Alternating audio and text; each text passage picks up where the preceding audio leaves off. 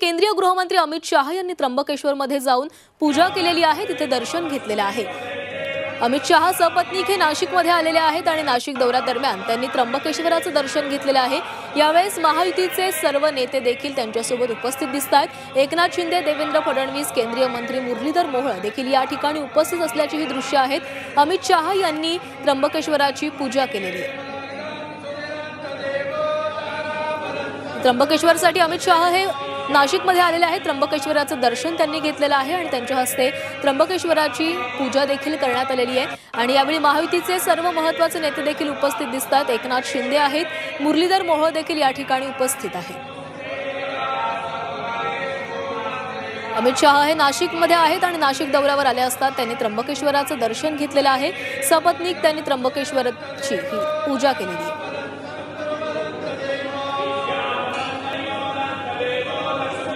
या संदर्भात अधिक बोलूयात आमचे प्रतिनिधी सागर गायकवाड यांच्यासोबत। सागर, त्र्यंबकेश्वरमध्ये अमित शाह यांच्या हस्ते पूजा पार पडलेली आहे, महायुतीचे इतर नेते देखील त्यांच्यासोबत उपस्थित आहेत।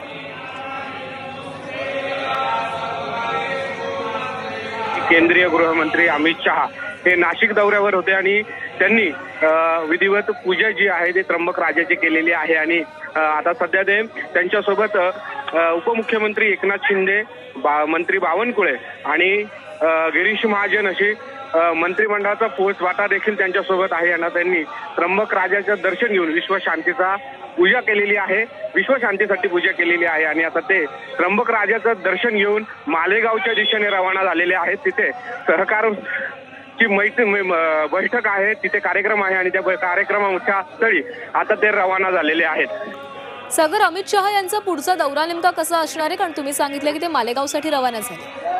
हो, नक्कीच ते आता मालेगावला सहकार विभागाचा कार्यक्रम आहे, तिथे विविध कार्यक्रमाच्या उपस्थितीत तिथे उपस्थित राहणार आहेत। त्यांच्यासोबत बावनकुळे जे आहेत ते मंत्री असणार आहेत, त्याबरोबर गिरीश महाजन आणि उपमुख्यमंत्री एकनाथ शिंदे हे असणार आहेत। यावेळी अमित शहांची भेट घेण्यासाठी छगन भुजबळ देखील असणार आहे। त्यांनी त्या बैठकीत कार्यक्रमामध्ये छगन भुजबळ हे देखील असणार आहे। खरं तर छगन भुजबळ यांचा शिर्डीमध्ये राष्ट्रवादीची मेळावा पार पडला होता आणि त्यावेळी ते 1.5 तासातच माघारी येवल्याला कार्यक्रमातून निघून आले ते। मात्र अमित शहा नाशिकला आल्यानंतर स्पेशली त्यांच्या कार्यक्रमाला भेट देण्यासाठी आणि त्या कार्यक्रमात ते उपस्थित असणार आहे। अमित शहा बरोबर त्यांच्याबरोबर काय चर्चा होते हे पाहणं आता देखील महत्त्वाचं ठरणार आहे। धन्यवाद सागर, तुम्ही दिलेल्या सविस्तर माहितीसाठी।